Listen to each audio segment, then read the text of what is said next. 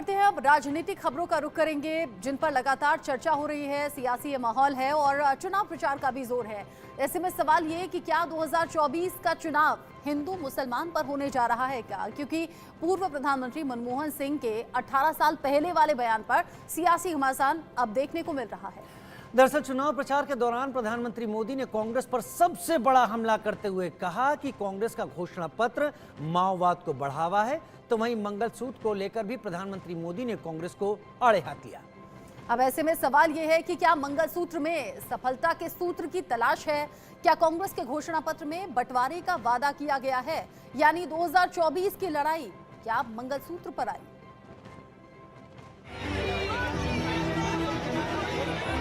देश पर 60 साल तक राज किया।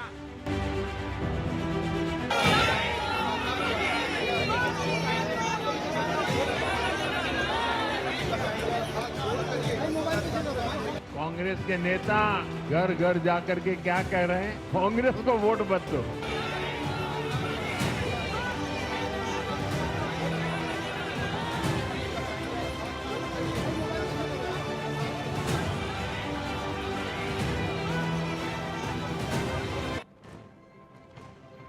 2024 के चुनाव को लेकर सियासी दलों का धुआंधार प्रचार जारी है। सियासी आरोप प्रत्यारोप के बीच प्रधानमंत्री मोदी ने राजस्थान में प्रचार के दौरान कांग्रेस पर बड़ा हमला किया। एक रिपोर्ट देखते हैं।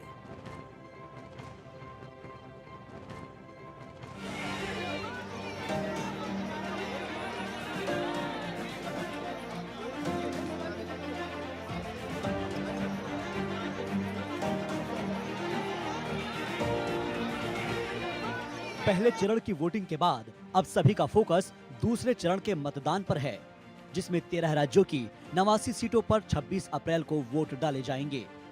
बीजेपी के चुनावी प्रचार की कमान खुद देश के प्रधानमंत्री नरेंद्र मोदी ने संभाल रखी है। इसी कड़ी में 21 अप्रैल को पीएम मोदी ने राजस्थान के बांसवाड़ा में रैली को संबोधित करते हुए कांग्रेस पर सबसे बड़ा हमला किया। पीएम मोदी ने कहा कि अगर कांग्रेस सत्ता में आई तो मां बहनों के मंगलसूत्र को भी छीन लेगी। उसका मंगलसूत्र वो एक सोने का कीमत का मुद्दा नहीं है, उसके जीवन के सपनों से जुड़ा हुआ है। तुम उसे छीनने की बात कर रहे हो अपने मैनिफेस्टो में।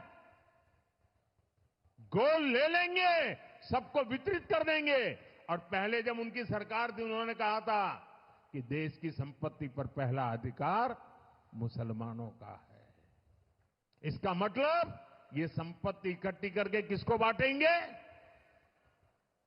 जिनके ज्यादा बच्चे हैं उनको बांटेंगे।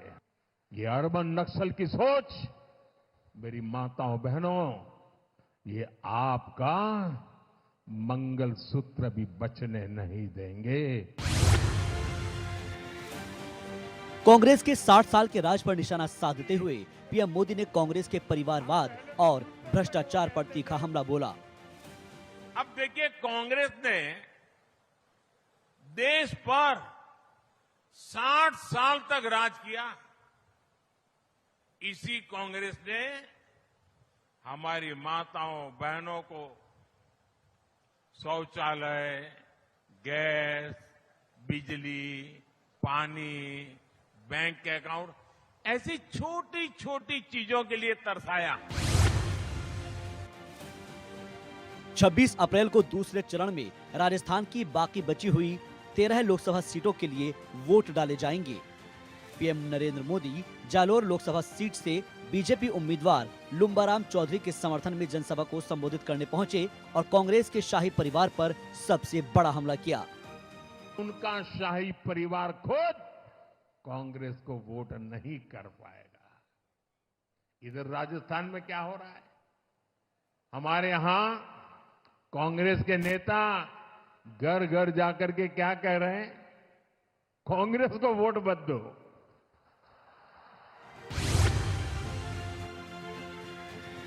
इसके बाद प्रधानमंत्री नरेंद्र मोदी बांसवाड़ा पहुंचे और कांग्रेस पर निशाना साधा, जहां पीएम मोदी ने कांग्रेस के घोषणा पत्र पर तंज कसते हुए इसे माओवाद को बढ़ावा देने की कोशिश करार दिया। इस बार का कांग्रेस का मैनिफेस्टो देख लीजिए।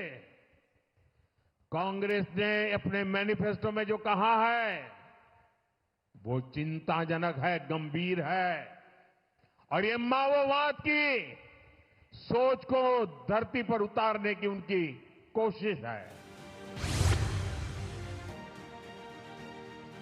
अपने संबोधन के दौरान पीएम मोदी ने पहले चरण में राजस्थान की 12 सीटों पर हुई वोटिंग को अपने पक्ष में बताया। साथ ही कांग्रेस को रिमोट कंट्रोल वाली सरकार का तमगा भी दे दिया। सरकार रिमोट कंट्रोल से चला करती थी। कैबिनेट ने जो निर्णय पास किया हो, देश की संवैधानिक संस्था ने जो निर्णय पास किया हो, उसको उनकी पार्टी के ही एक नेता भरे मीडिया की मीटिंग बुला करके बड़े रौब से उस अध्यादेश को फाड़ के फेंक देते हैं। क्या ऐसी दुर्बल अवस्था देश को मजबूत बना सकती है क्या? राजस्थान के पूर्व सीएम अशोक गहलोत पर तंज कसते हुए पीएम मोदी ने कहा कि राजस्थान में जादूगर का जादू नहीं चला। भारत में स्थिर और मजबूत सरकार जरूरी है, एक ऐसी सरकार जो सरहदों की रक्षा कर सके और जरूरत पड़े तो पाताल में भी घुसकर दुश्मनों का सफाया करे। देश में एक ही बात, 4 जून को 400 पार। Bureau report, India news.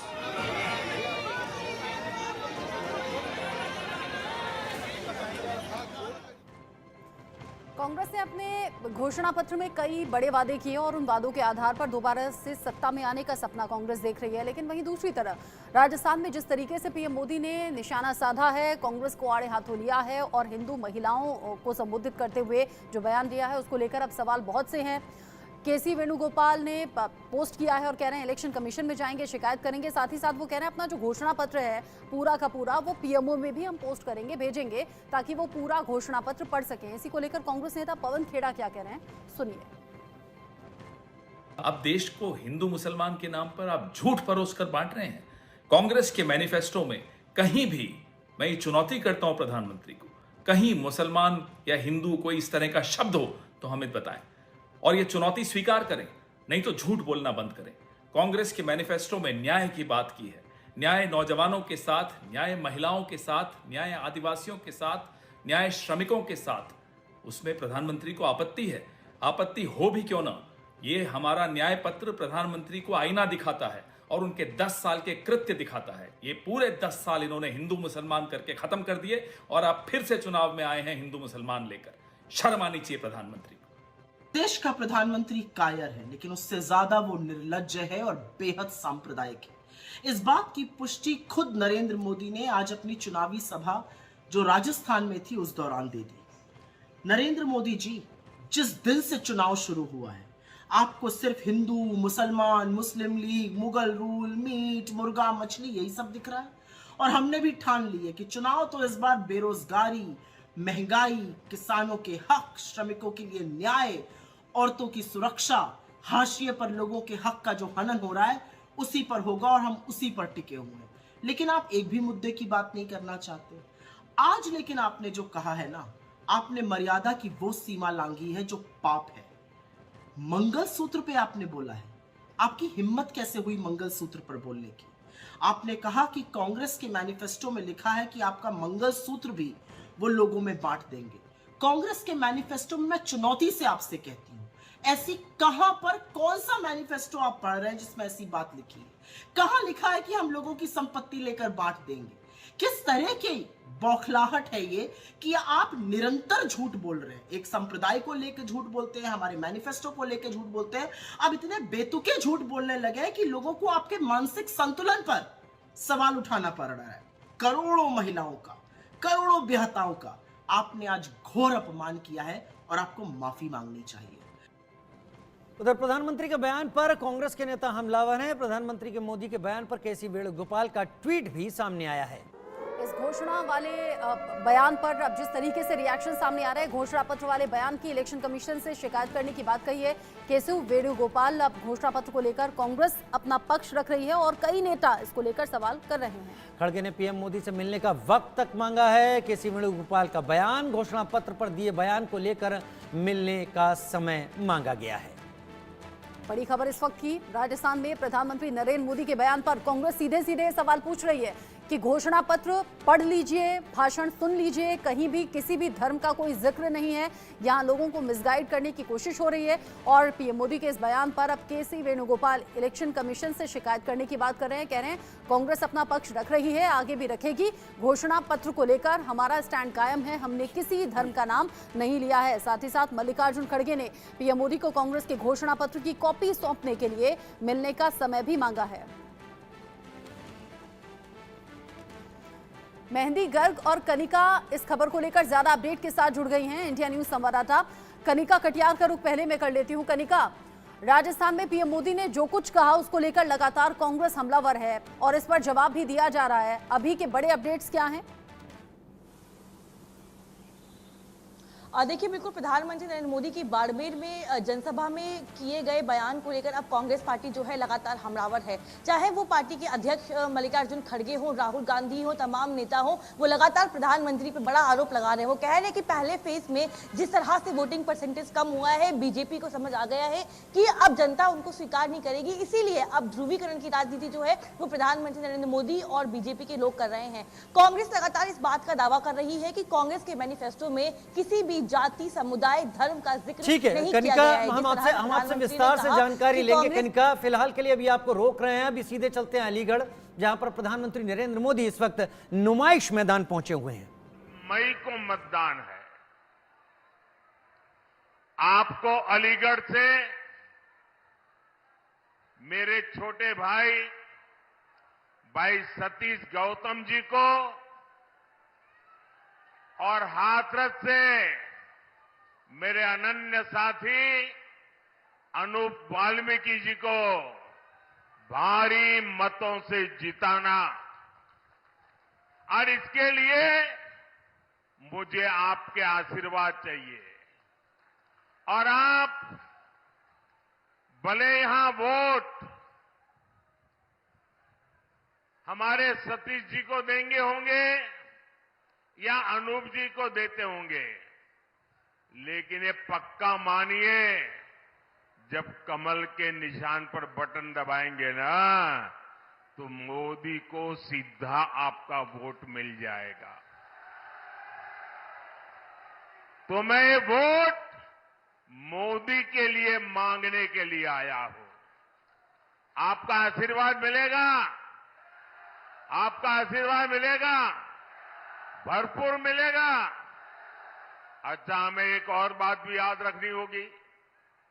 एक तरफ फसल की कटाई का समय है, शादी ब्याह का भी समय है, और गर्मी तो पूछो मत,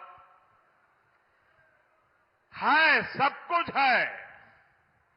लेकिन भाइयों बहनों, देश से तो बड़ा कुछ नहीं होता ना। देश से बड़ा कुछ होता है? देश का इतना बड़ा महत्वपूर्ण चुनाव है, हमें सारे काम छोड़ करके वोट करना चाहिए कि नहीं करना चाहिए? सुबह सुबह वोट करना बहुत जरूरी है। करोगे? धूप निकलने से पहले वोट हो जाए, जलपान से पहले मतदान हो जाए। आपके एक एक वोट का बहुत महत्व है। अब आप देखिए, पहले आए दिन बॉर्डर पर बम गोले चलते थे, गोलियां चलती थी, और आए दिन हमारे वीर सपूत शहीद होते थे, तिरंगे में लिपट करके उनका शरीर घर लौटता था। आज ये सब बंद हो गया कि नहीं हो गया? सबकी बोलती बंद हो गई कि नहीं हो गई?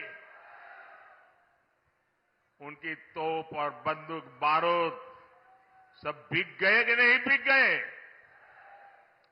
पहले आए दिन आतंकी बम फोड़ते थे, सीरियल ब्लास्ट होते थे।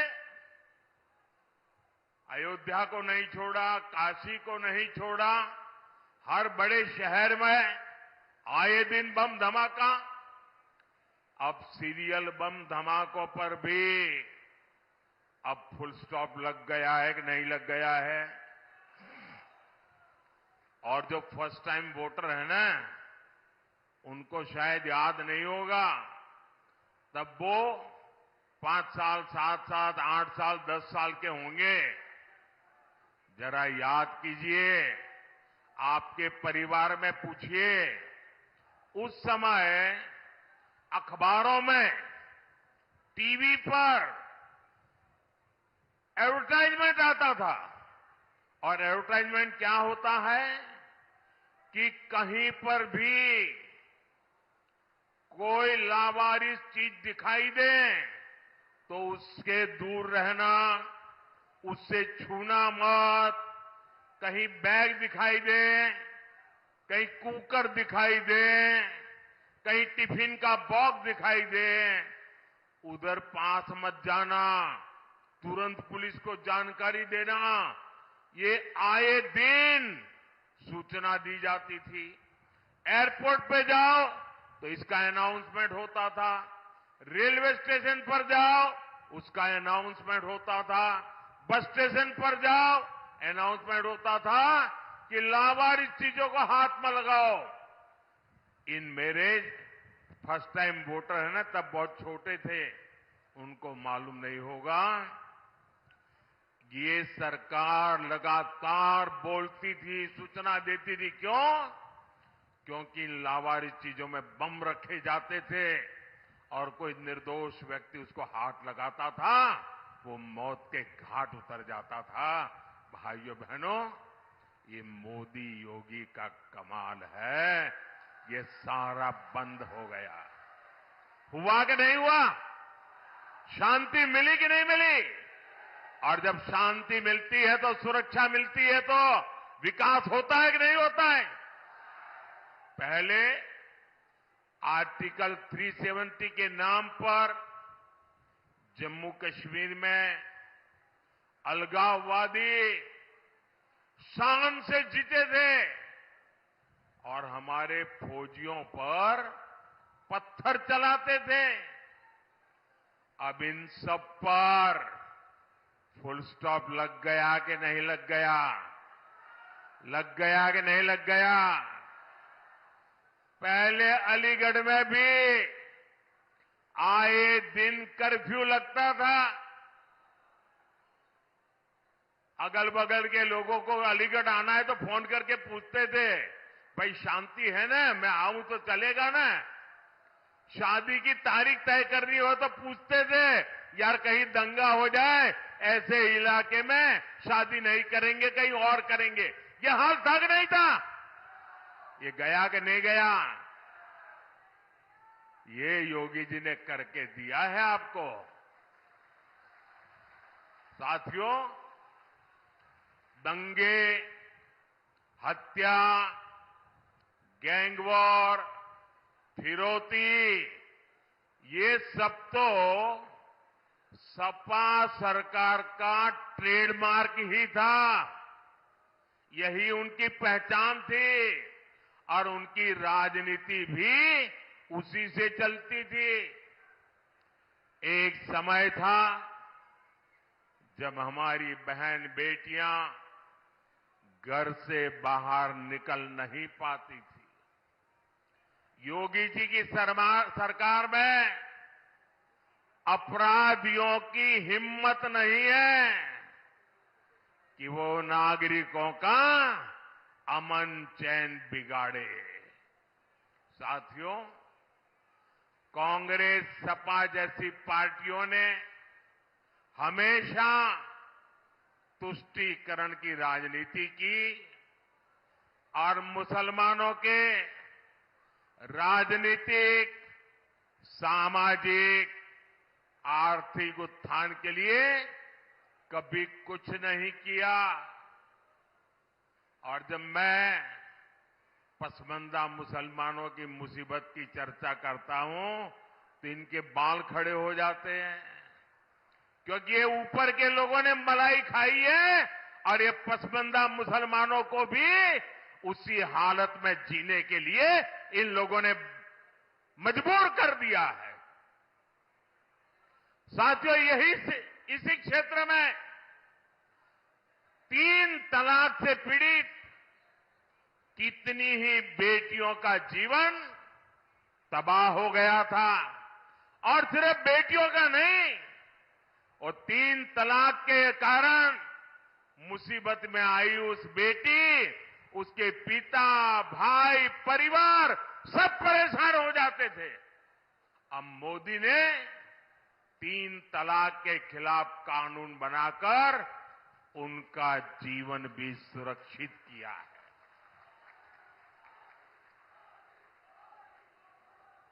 पहले हज कोटा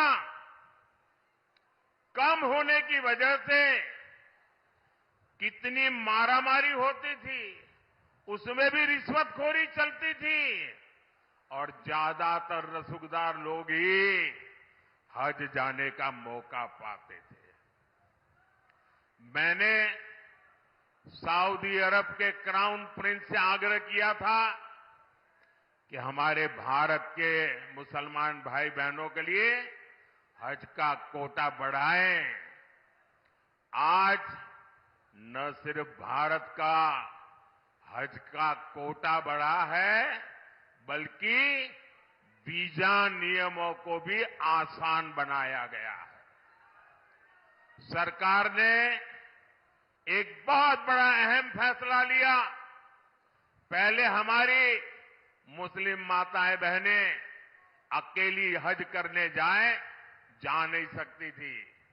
सरकार ने महिलाओं को बिना महरम हज जाने की अनुमति भी दी और मुझे हजारों ऐसी बहनें आशीर्वाद दे रही है जिनका हज जाने का सपना पूरा हुआ। साथियों, कांग्रेस, सपा जैसी भ्रष्ट पार्टियों ने आपके परेशानियों को उनकी कभी परवाह नहीं की। गरीब को पैसे देकर भी पूरा राशन नहीं मिलता था, बिचौलिए ही लूट लेते थे। आज अलीगढ़ और हाथरस के लाखों साथियों को मुफ्त राशन मिल रहा है। इतना ही नहीं, पूरा राशन मिल रहा है। अलीगढ़ और हाथरस के लाखों परिवारों को आयुष्मान भारत योजना के तहत मुफ्त इलाज की सुविधा भी मिली है। अब मोदी की गारंटी है कि देश के हर परिवार में, आपके घर में जो बुजुर्ग माता पिता है, दादा दादी है, नाना नानी है, चाचा चाची है, अब उम्र के कारण और कोई तो काम कर नहीं पाते और उम्र के कारण कोई न कोई बीमारी आ ही जाती है। अब आपके डबल जिम्मा होता है, एक तो परिवार के बुजुर्गों को संभालना, दूसरा जिम्मा होता है अपने बच्चों का भविष्य बनाना, और उसमें अगर बुजुर्ग कोई बीमार हो गए तो सारा बोझ आप पर आ जाता है। ये मोदी है जिसको आपकी भी चिंता है और इसलिए मोदी ने गारंटी दी है कि आपके परिवार के 70 साल की ऊपर के आयु के कोई भी बुजुर्ग माता पिता को 5 लाख रुपए तक मुफ्त इलाज की चिंता ये बेटा करेगा। भाइयों बहनों, ये राशन मिल रहा है, इलाज मुफ्त में मिल रहा है, घर मिल रहे हैं, ये सब किसने किया? ये सब किसने किया? किसने किया? किसने किया? किसने किया? किसने किया? आपका जवाब गलत है। ये मोदी ने नहीं किया, ये आपके एक वोट ने किया है। आपके वोट की ताकत है जिसके कारण गरीब का भला हो रहा है। और इसलिए इसका जो पुण्य है ना, उस पुण्य के आप भी उतने ही हकदार हैं। भाइयों और बहनों, आजकल जब मैं कहता हूं कि 10 साल में जो किया वो तो ट्रेलर है, ट्रेलर। हमें तो बहुत सारा काम करना है। और जब मैं इतनी सारी बातें बताता हूं ना, तो ये सपा कांग्रेस वालों को समझ ही नहीं आता ये मोदी कहां ले जा रहा है। बोले पहले तो हम तू मैं राजनीति करते थे, अब मोदी इतनी बड़ी दुनिया की तरफ देश को ले जा रहा है, वो मोदी के साथ कदम ही नहीं मिला पा रहे। प्रधानमंत्री मोदी अलीगढ़ के नुमाइश मैदान में संबोधित कर रहे हैं। देश और दुनिया में सरकार ने किस तरीके से अपनी छाप छोड़ी, ये समर्थकों के जरिए या इस रैली के जरिए सब वोटरों तक पहुंचाने की कोशिश कर रहे हैं। मेरे साथ खास मेहमान जुड़ गए हैं। आलोक मेहता सर, हमारे एडिटोरियल डायरेक्टर, मेरे साथ जुड़ गए हैं, और मेरे साथ हिमांशु भट्ट जी भी इस वक्त जुड़ गए हैं। सबसे पहला सवाल आलोक जी आपसे, प्रधानमंत्री नरेंद्र मोदी का राजस्थान में दिया हुआ बयान, जिस पर कांग्रेस जबरदस्त तरीके से हमलावर है, जहां उन्होंने मंगलसूत्र तक की बात कर ली, पूर्व प्रधानमंत्री मनमोहन सिंह के उस बयान की जिक्र कर दिया जिसमें उन्होंने कहा था कि देश में जो संसाधनों पर पहला हक है वो मुस्लिमों का है, और इसको लेकर प्रधानमंत्री ने अपनी बात रखी तो खासी दोनों ही पार्टियों के बीच में रार शुरू हो गई। एग्जिट पोल तो बाद में आएंगे सर, जो राजनीतिक दल होते हैं वर्तमान हालात पर पैनी नजर रखते हैं, क्या कुछ चल रहा है। क्या पहले फेज में मन मुताबिक आंकड़े तक ना पहुंच पाना प्रधानमंत्री के इन बयानों को लेकर इशारा देता है, या प्रधानमंत्री का बयान कुछ और कहता है? देखिए राजीव जी, आपने बहुत सही मुद्दा उठाया है। प्रधानमंत्री के भाषण लंबा चौड़ा होता है, उसमें एक लाइन लगा करके, आजकल जो डिजिटल का जमाना है, कल भी हम जो चर्चा कर रहे थे कि उसमें आप एक लाइन पकड़ लीजिए और कहिए कि यही सब बोला है। असल में उन्होंने जब जिक्र किया कि भाई पहले मनमोहन सिंह ने कहा था विज्ञान भवन के कार्यक्रम में कि पहला हक मुसलमानों का है, वो उसका टेप सब जगह अवेलेबल है, वीडियो है, वो तो सरकार का उस समय उनकी ही सरकार थी, और इसलिए उसके हवाले से, और बाद में घोषणा पत्र में भी अल्पसंख्यकों के मुद्दे पर जो कहा, सीएए को लेकर के खत्म करने को जो बात कही जा रही है, पार्टी कांग्रेस पार्टी सब जगह उसी बात को कहती है, हम आते ही खत्म कर देंगे।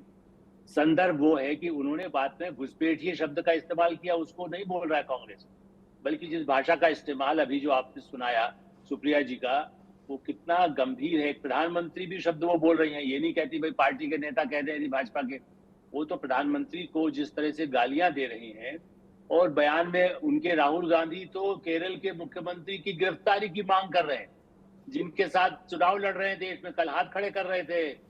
मल्लिकार्जुन खड़गे जहां पर मुंबई में जिस सीपीएम के साथ हाथ खड़े कर रहे हैं, उनके मुख्यमंत्री को जेल भेज दो, जेल क्यों नहीं भेजा जाता, गिरफ्तार क्यों नहीं किया जाता?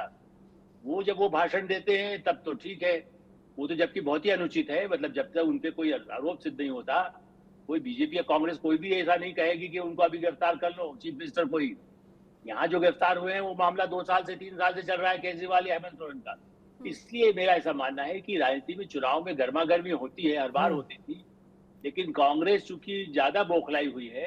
प्रधानमंत्री जनता की, राजस्थान में आपने चूंकि जिक्र किया, राजस्थान में जनता की भाषा क्या होती है भाई, महिलाओं का आपका जो हक जो है, उन्होंने चूंकि मनमोहन सिंह को कोट कर रहे हैं कि आपका जो है पहला हक उनका होगा, तो नेचुरली ये होता है, उसको जब कहा जाता है ना सब आपका सब अधिकार लिए जाएंगे, जैसे झूठ फैलाया जा रहा है, चुनाव तो होगा ही नहीं, चुनाव तो होगा ही नहीं। रोज बोल रहे हैं संजय सिंह और कांग्रेस के नेता, आगे से चुनाव खत्म, संविधान खत्म, ऐसा झूठ बोल करके लोगों को धोखा डाल रहे हैं। प्रधानमंत्री ने ऐसा कुछ नहीं कहा। प्रधानमंत्री ने कहा कि यदि उन घुसपैठियों को दे दिया जाए, क्या ऐसे लोगों के हाथ में देंगे जो घुसपैठी है और जिनका परिवार यदि लेकर के यहाँ बैठ गया है कहीं पर आकर के, उनको आप अपना आपका जो लेकिन मिलना चाहिए प्रधानमंत्री के आपको दिए जो हुए इसी बयान के आधार पर अब कांग्रेस हमलावर हो गई है और अब केसी वेणुगोपाल इलेक्शन कमीशन जाने की बात कर रहे हैं। साथ ही साथ अब खड़गे पीएमओ में घोषणा पत्र को लेकर जाने की बात कर रहे हैं, पीएम से मिलने का वक्त मांगा है। ऐसे तमाम अपडेट्स हैं और बाकी नेता जो हैं वो तो बयानों के जरिए ही हमलावर हैं। हिमांशु भट्ट जी, दो चीजें बैक टू बैक 2 दिन में हो गई हैं। एक तो पीएम मोदी का राजस्थान में दिया गया भाषण, जिस पर कांग्रेस कह रही है तुष्टीकरण का आरोप यहां पर लगाते हुए कह रही है कि ये वोट बैंक को अपनी तरफ जुटाने की कोशिश है, क्योंकि फर्स्ट फेज में वोटिंग कम हुई है, इसके डर से बीजेपी ऐसा कर रही है। आज उसके बाद दूसरा दिन जिसमें सीएम योगी अलग अलग दौरों पर हैं और उनके जरिए ये कहा गया है कि अब ब्रिज भूमि की बारी है। ये जो कांग्रेस वाले हैं राम के अस्तित्व पर सवाल खड़े करते थे और अब यहां अयोध्या काशी में जो लक्ष्य था वो प्राप्त हो चुका है। अगला नंबर ब्रिज भूमि का है। अब सोशल मीडिया पर बड़ी चर्चा है इन दोनों बयानों को लेकर और ये कहा जा रहा है इस टिप्पणी के साथ कि ये सब कुछ जानबूझकर हो रहा है। मैं आपको एक कहावत कहूंगा, उल्टा चोर कुटवाल को डांटे। बस यही बात हो रही है। देखिए, राजस्थान में जब नरेंद्र भाई कुछ बोल रहे थे तो उसका संदर्भ था। एक संदर्भ तो आलोक जी ने आपको बता दिया, दूसरा संदर्भ अभी मैं बता रहा हूं। पिछले साल कन्हैयालाल करके एक इंसान की मौत हुई थी और तब नारे लगे थे सर तन से जुदा। उसके बाद कांग्रेस के राज में, जब कांग्रेस का राज था, नई सरकार आई उससे पहले, तब वहां पर प्रतिबंधित संगठन पीएफआई प्रतिबंध लगने से पहले जिस किस्म की रैली हुई थी राजस्थान के एक शहर में, वो बहुत कुछ कह जाता है। और उसको आप जोड़ के देखिए, कांग्रेस का घोषणा पत्र क्या कहता है? ऐसा कहता है कि हम मेजोरिटेरियनिज्म के साथ में नहीं जाएंगे, उल्टे कान पकड़े हुए। इसका सीधा मतलब क्या होता है कि हम अगर राज में आएंगे तो माइनॉरिटी को सुरक्षित करेंगे। यहां पर हमलावर लोग बुमाबुम कर रहे हैं, तुष्टीकरण कर रहे हैं, ये कर रहे हैं, वो कर रहे हैं। आपने घोषणा पत्र में क्या किया? इसीलिए मैंने पहले कहा कि उल्टा चोर कुतवाल को डांटे, और ये बौखलाहट कांग्रेस की दिखाई दे रही है। लेकिन जब ये बयान सामने आया है और जब कांग्रेस बौखलाहट दिखा रही है, उसके बाद से ही, चूंकि सोशल मीडिया का जमाना है हिमांशु जी, सोशल मीडिया पर पुराने उन बयानों को भी निकाला जा रहा है जिसमें कोट किया जा रहा है कि डॉक्टर मनमोहन सिंह ने ऐसा कुछ नहीं कहा था। 2 अलग अलग तरीके के बयान हैं जो अलग अलग दावों के साथ वायरल हो रहे हैं, जिसमें वो अनुसूचित जाति जनजाति का जिक्र कर रहे हैं, अल्पसंख्यकों का जिक्र कर रहे हैं, लेकिन जिस परिप्रेक्ष्य में पीएम मोदी ने बयान दिया उसे नकार रहे हैं। नहीं, जो परिप्रेक्ष्य में मनमोहन सिंह जी ने बयान दिया था, आलोक जी ने तो स्पष्ट किया, मैं फिर से बता देता हूं आपको। हाँ। देश के हर एक संसाधन के ऊपर अल्पसंख्यकों का सबसे पहला हक होगा। और राहुल गांधी जी क्या कह रहे हैं अभी आजकल, हर एक सभा में बोलते रहे, क्या बोल रहे हैं कि हम इक्विलैटरल वेल्थ का डिस्ट्रीब्यूशन कर देंगे। मतलब क्या?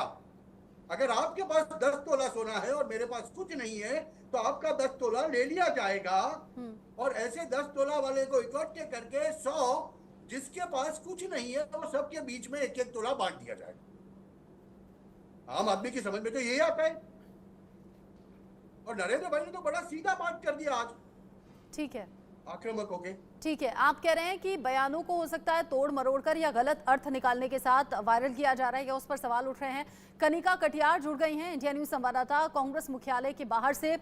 चूंकि कांग्रेस की तैयारियां पूरी है कनिका, और कांग्रेस पलटवार तो कर ही रही है, इलेक्शन कमीशन में भी जाने की बात है और अब तो पीएमओ से भी मिलने का वक्त मांग लिया है। क्या कुछ अपडेट अभी तक मिल रहे हैं? कौन कौन है जो खुलकर बात कर रहे हैं? और देखिए, प्रधानमंत्री नरेंद्र मोदी ने कांग्रेस पार्टी की घोषणा पत्र पर सवाल खड़ा किया और कल बाड़मेर में जनसभा संबोधित करते हुए उन्होंने कहा कि कांग्रेस पार्टी के मैनिफेस्टो में ये सब कुछ दिख रहा है कि कांग्रेस केवल एक समुदाय और खास तौर पे अल्पसंख्यक को जो है फायदा पहुंचाना चाहती है। उसको लेकर अब कांग्रेस पार्टी के तमाम जो नेता हैं, चाहे वो मल्लिकार्जुन खड़गे हो, राहुल गांधी हो, प्रियंका गांधी वाड्रा हो या केसी वेणुगोपाल हो, संगठन महासचिव है, वो लगातार सीएम के द्वारा दिए गए बयान का तमाम तरह का विरोध करते हुए नजर आ रहे हैं। और अब कहीं ना कहीं मामले को लेकर जो है तमाम कांग्रेसी नेता जो है उसका विरोध कर रहे हैं। और केसी वेणुगोपाल जो कि संगठन महासचिव है, उन्होंने आपसे कुछ देर पहले एक ट्वीट किया। उन्होंने कहा है कि इस पूरे मामले को लेकर जो है कांग्रेस पार्टी चुनाव आयोग जाएगी, वहां पर प्रधानमंत्री द्वारा दिए गए बयान की शिकायत भी दर्ज करवाएगी। इसी बीच कांग्रेस अध्यक्ष मल्लिकार्जुन खड़गे जो कि अब फ्रंट रोड पे आ चुके हैं, और कहीं ना कहीं कांग्रेस पार्टी को जस्टिफाई कर रहे हैं। उन्होंने प्रधानमंत्री नरेंद्र मोदी से समय मांगा है मिलने का और ये भी कहा है कि कांग्रेस का जो घोषणा पत्र है, जो कि 5 न्याय 25 गारंटी की बात की गई है कांग्रेस पार्टी की ओर से, उस न्याय पत्र को लेकर कांग्रेस अध्यक्ष मल्लिकार्जुन खड़गे प्रधानमंत्री के पास जाएंगे और उनको बताएंगे कि कांग्रेस के घोषणा पत्र में क्या कुछ लिखा है। लेकिन कहीं ना कहीं कांग्रेस पार्टी ये आरोप लगा रही है कि बीजेपी और प्रधानमंत्री जो है वो ध्रुवीकरण की राजनीति करना चाहते हैं। पहले फेज में जो कम वोटिंग हुई है, जो वोटिंग परसेंटेज लो हुआ है, उससे कहीं ना कहीं बीजेपी हताश है। बीजेपी को लगता है कि इस बार 400 का आंकड़ा पार नहीं होगा, इसीलिए प्रधानमंत्री और बीजेपी की जो नेता है वो ध्रुवीकरण चाहते हैं। क्योंकि हर बार कहा जाता है कि बीजेपी पे आरोप लगता है कि बीजेपी जो है वो समुदाय को बांट कर, यानी कि हिंदू मुस्लिम कर हमेशा चुनाव जीतती आई है। यही आरोप जो है एक बार फिर आज कांग्रेस पार्टी की ओर तमाम जो नेता है वो प्रधानमंत्री को लेकर लगा रहे हैं। वो साफ तौर पे कह रहे हैं कि प्रधानमंत्री 10 साल के काम का जिक्र नहीं कर रहे, लेकिन कहीं ना कहीं जनता को गुमराह करने का कोशिश कर रहे हैं। और अब कांग्रेस पार्टी की ओर तमाम जो नेता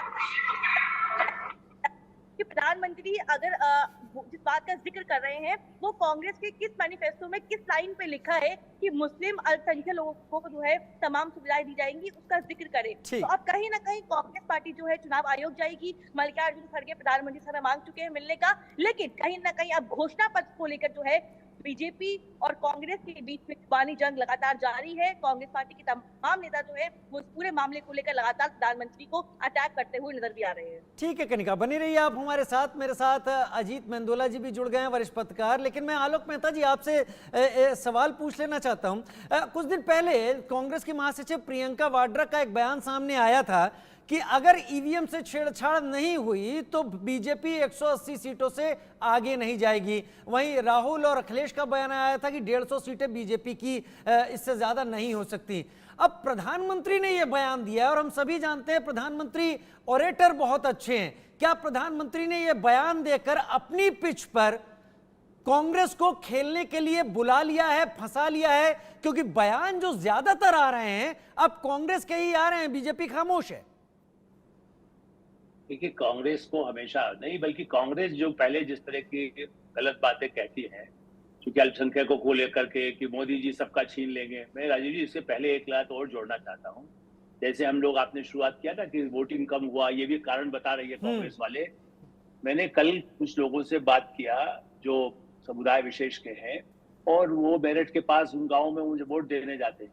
उन्होंने इसलिए वोट नहीं दिया कि देखिए भाई, इनको देने से तो कोई फायदा है ही नहीं।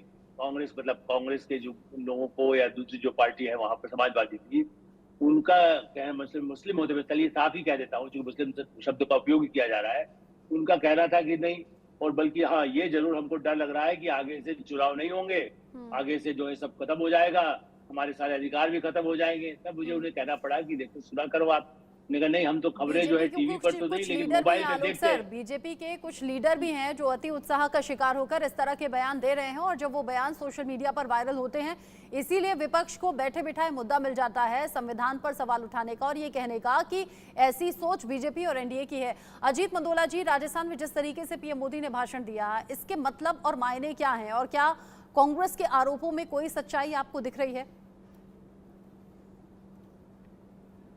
दूसरे फेज का मुझे लगता है वो एक अलग दिशा में जाएगा, क्योंकि पहले चरण की वोटिंग को लेकर जो तमाम तरह की बातें हो रही हैं, ये भी एक सही खबर है कि देखिए अगर बीजेपी समर्थक वोटर नहीं निकला तो कांग्रेस या जिसको कांग्रेस समर्थक नहीं, मुस्लिम समुदाय के लोग भी नहीं निकले वोट देने कई जगह पर। वो संख्या उस तरह की नहीं गई है कि कांग्रेस कहेगी नहीं हम जीत रहे हैं, या बीजेपी भी ये नहीं कह पा रही कि हम बिल्कुल मजबूती से जीत रहे हैं। वो अब ये कहती है कि हाँ भाई हार का अंतर जो है पिछली बार से कम हो जाएगा।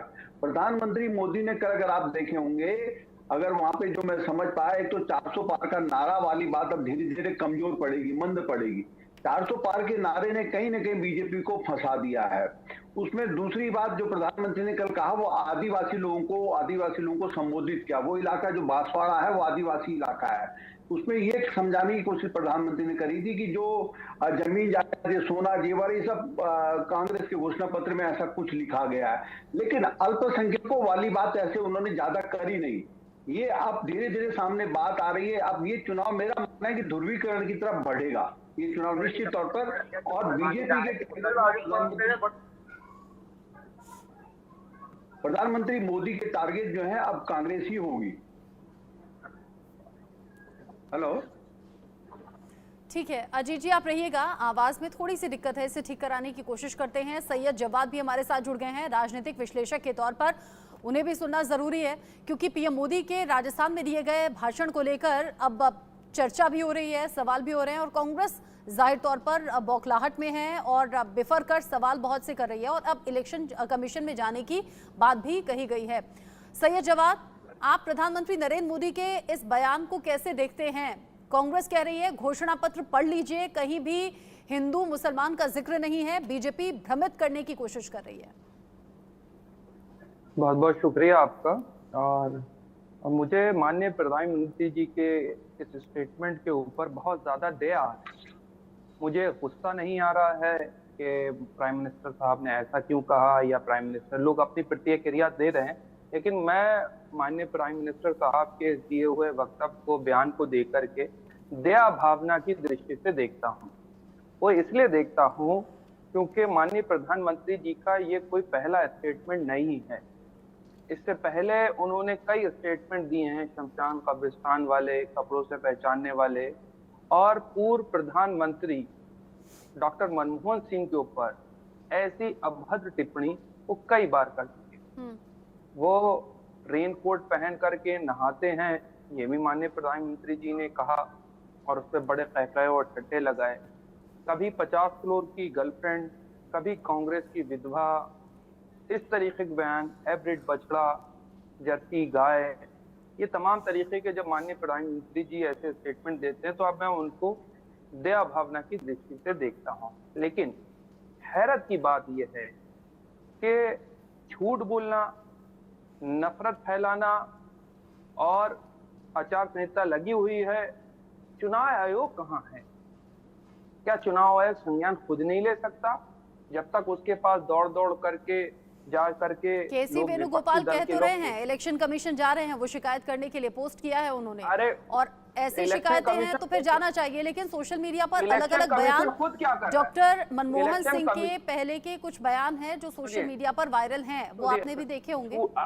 अरे मनमोहन सिंह के जो बयान हैं मैडम, मैंने देखे हुए हैं, इसके ऊपर तस्करे हो रहे हैं। एक्स के ऊपर जो है लगातार माननीय प्राइम मिनिस्टर साहब के झूठ का और मनमोहन सिंह के उस दिए वक्तव्य को लोग कंपेयर भी कर रहे हैं। अब ये जमाना सोशल मीडिया का है, लोग ज्यादा इंफॉर्मेटिव हो गए हैं, ज्यादा इंफॉर्मेशन खुद कलेक्ट कर रहे हैं कि कौन झूठ बोल रहा है, कौन नहीं बोल रहा है। लेकिन इससे होने क्या जा रहा है, अब आप देखिए, जब जनता जागरूक है फिर तो वो अपने हिसाब से वोट भी डालेगी, वो जानती है किस पर भरोसा करना है, किस पर नहीं। देखिए, पहली बार ऐसा हुआ है कि जो मोदी मैजिक की बात करी जा रही थी, वो मोदी मैजिक जो है वो काम करते नहीं दिखाई दे रहा है। और जब अगर मोदी मैजिक काम करता था तो वोट परसेंटेज भी नहीं गिरना चाहिए था, वोटिंग परसेंटेज गिरा है। और जिस तरीके से किसानों की नाराजगी है, युवाओं की नाराजगी है, महिलाओं की नाराजगी है, आप जगह जगह देखिए जिस तरीके से बेरोजगारी है, महंगाई है। और अब तो जो भारतीय जनता पार्टी का कोर वोटर हुआ करता था, अपर कास्ट, उसके एक समुदाय ने, खास तौर पे राजपूत समाज ने, तो माननीय प्रधानमंत्री जी को भारतीय जनता पार्टी का बहिष्कार ही कर दिया। तो उसको देख करके एक हताशा है, एक निराशा है भारतीय जनता पार्टी में। और वही पुराना राग, 10 साल पुराना टेप रिकॉर्डर, किसने क्या करा, कभी हिमांशु भट्ट जी, क्या वाकई पुराना टेप रिकॉर्ड बजाया जा रहा है? क्या है पुराना राग है जो कि हताशा के बाद निकलना शुरू हो गया? ये इनका ख्याल कुछ और है। ये समझते हैं कि राजपूत नाराज है, ये नाराज है, वो नाराज है, कम वोटिंग हो गया तो इसका मतलब है कि भाजपा का वोटर ही नहीं। पहले तो हिमांशु भट्ट जी ये साफ कीजिए कि ये कम वोटिंग जो हुई है, ये कम वोटिंग किसके फेवर या किसके विरोध में लग रही है आपको? पेट्रोल डीजल, मेरा तो ये मानना है कि कम वोटिंग का मतलब बहुत सीधा साधा हो गया है कि कम वोटिंग का मतलब यह है कि हर एक पार्टी के कैडर ने जाके वोट दिया और आम आदमी जो वोटर होता है, जो कहीं भी जाके वोट देता है, वो वोटर बाहर नहीं निकला। राजस्थान की बात करें, यूपी की बात करें या बिहार के 4 सीटों की बात करें, वहां पर तो मुझे बहुत स्पष्ट तरीके से लगता है कि कैडर ने तो अपना वोट किया ही है। और कई जगह से ये जो भाई साहब बता रहे थे उसके विपरीत हमारे पास तो सवाल आ रहे हैं कि कई जगह तो अल्पसंख्यक समुदाय ने जाके वोट नहीं किया, क्योंकि वो अल्पसंख्यक समुदाय काफी जगहों पे बहुत नाराज था। क्योंकि विपक्ष उनको गैल्वनाइज नहीं कर पाया। तो देखिए ये अपनी अपनी सोच है, इसका ये बयान सच क्या है, गलत क्या है, कौन बातें कर रहा है, कौन किसके लिए नया कह रहा है, इन सब का जवाब तो हमें 4 जून को मिल माननीय जाएगा। प्राइम मिनिस्टर साहब ने दिया, आएंगे, माननीय तब प्रधानमंत्री जी ने इतने छोटे, अगर बात ये सच अभी है, जब तक चुनाव है ना, और जब तक रिजल्ट सामने नहीं आ जाते तब तक इस तरह के बयानबाजी चलती रहेगी, आरोप प्रत्यारोप चलते रहेंगे और उस पर हम डिस्कशन करते रहेंगे। लेकिन जनता बहुत सोच समझकर अपने मत का इस्तेमाल करने वाली है, ऐसी उम्मीद हम करेंगे और कहेंगे आम लोगों से कि अपने बुद्धि विवेक का इस्तेमाल कीजिए और बहुत सोच समझकर नेता पर भरोसा कीजिए और अपने मत का इस्तेमाल कीजिए। बहुत शुक्रिया आलोक सर, हिमांशु जी, अजीत जी हमारे साथ जुड़ने के लिए। सैयद जवाद आपका भी बहुत शुक्रिया साथ जुड़ने के लिए।